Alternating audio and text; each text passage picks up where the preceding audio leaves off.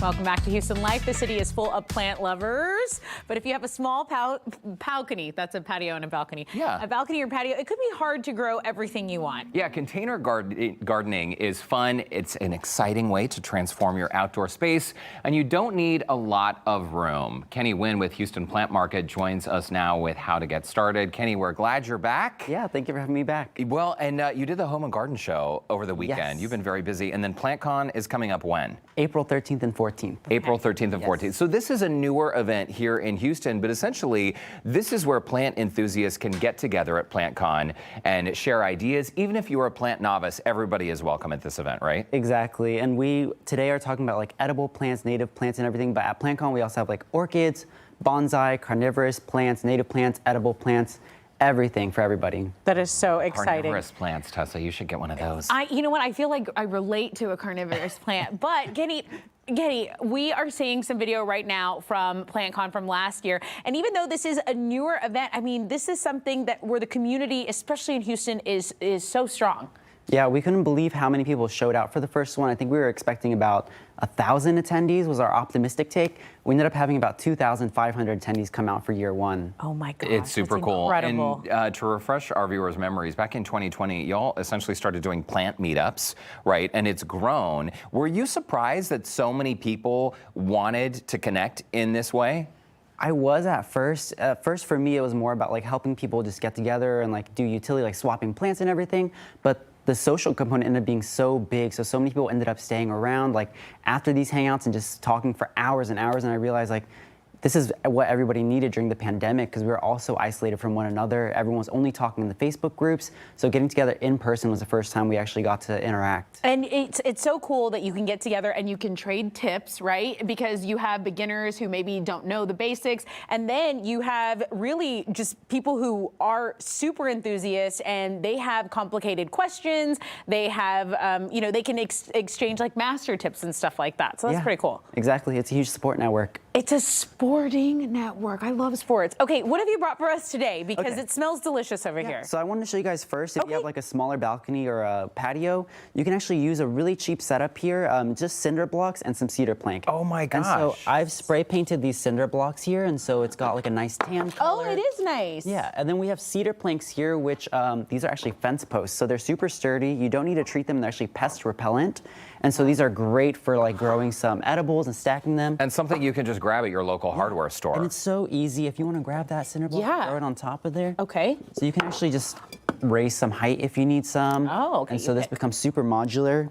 I have some Swiss chard here, which is a really good green. And this doesn't like to be in a lot of sun. So the thing is, when we do something like this, we can have our herbs and vegetables that love full sun up top, and they actually provide a little bit of shade for the Swiss chard underneath here. Okay, so that answers my question about why you want to build up the shelf at that height. And as your vegetables are growing or something, you can also add just more cinder blocks and prop it up. And so when you're starting things younger, you can keep it up at the front. But what a clever idea. A lot of people might be seeing these grow bags for the first time. So yeah, this what is a are fabric these? So I love these for balconies because they have these handles. They're super light and they're really durable. And so you're able to just pick stuff up, put it down, move it around super easily. And so I love these fabric grow bags. They also give really good aeration for the root system as well. Where do you find something like this? Is this like an Amazon find? Do you have a link to this? This is usually just online. Some garden stores also sell it. And what is it called again, the specific bag? A fabric bag. Just or a fabric pot. Okay, a fabric pot. Very nice. And Kenny, sorry to jump in, but people might be wondering, well, what is going to work at my house, or what's actually going to grow, and also what type of soil do you recommend they use? So we actually have some soil that was given to us by Casco Organics here, and this is just a typical garden mix, but this one that they make has a compost already in it. It's built for containerized gardening, and then you can add some fertilizers like this MicroLife here in order to make sure that these plants are growing really big and healthy. And so just that soil inside of here, and almost any herb is going to grow really well. And the MicroLife, this is a local company, right? Yes. Aren't they a Houston-based company? they're- Because I use this fertilizer at home. Yeah, exactly, and it's great. It's organic. You want to be using everything organic soil, organic fertilizer, since we're going to be consuming some of these herbs and vegetables. wow. It's so true because you're going to be putting it in your mouth. You don't want to be dumping chemicals on your plant, right? Okay, and so I have a question. When you use this, I mean, how sparingly do you use this? Like, is there a ratio per soil mix to the fertilizer? You can be pretty generous. There's generally instructions on there, and you can like tell by this is like a 5-gallon pot. If they say like 3 tablespoons per gallon of soil or cubic foot of soil, you can measure it out that way. So I just Awesome. sprinkle this in pretty generously. Awesome. And it's like a no-burn formula too. I've been using their products for years, so I'm a fan. Let's talk also about the process because we're really tight on time, Kenny. Sure. But if people say, okay, I'm gonna get the fabric grow bag, I've got the organic soil and the fertilizer, a lot of people might have questions about watering and how much is too much or too little. Yeah, so the wonderful thing about these grow bags is that they actually dry out pretty quickly, so you don't have to worry about overwatering. And so that's one of the benefits. You can just water basically every day if you really need to, but in the summer especially it gets really hot, so you need to. But pretty much anytime that you feel like the top 2 inches of the soil are starting to get dry, you can go ahead and water it. Okay, it smells amazing over here. Yeah.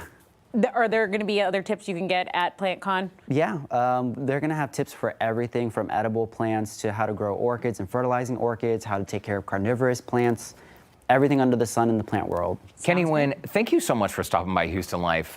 We always love your expertise. Here's the info on your screen. April 13th and 14th, general admission is $25. And, you know, it's never too early to start thinking about your spring garden. And we are going to link on HoustonLife.tv more info about PlantCon. You better believe we're going to be there. Tessa, you too. You better believe I'm like learning so much about plants. I'm going to be a very... You were just saying during the break your pothos is what? It's blooming, your pothos plant? It is. It is. It has roots, and it's, what do you call it? The pothos is what? Pothoing.